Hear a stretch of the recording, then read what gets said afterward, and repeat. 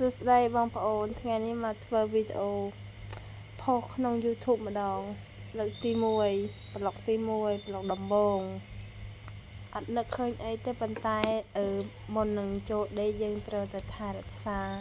ស្បែកថែទាំស្បែកយើងសិនមនុស្សណាម្នាក់ក៏ត្រូវការស្បែកស្អាតទាំងក្មេងទាំងចាស់ត្រូវការស្បែកស្អាតទាំងអស់គ្នាចឹងហើយត្រូវតែថែទាំស្បែកយើងថែរក្សាស្បែកចឹងយើងលាប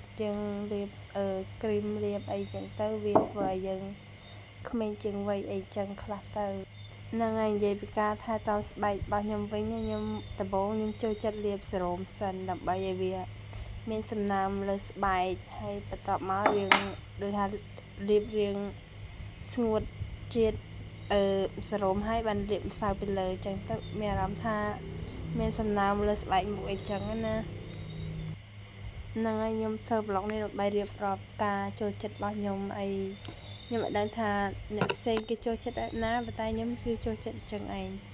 លាបសេរ៉ូមហើយបានលាបសាច់ម្សៅពីលើហើយនេះបន្ទាប់មកលាបលេដើម្បីការពារស្បែកមនុស្សស្រីយ៉ាងណាក៏ត្រូវការស្បែកយើងស្អាត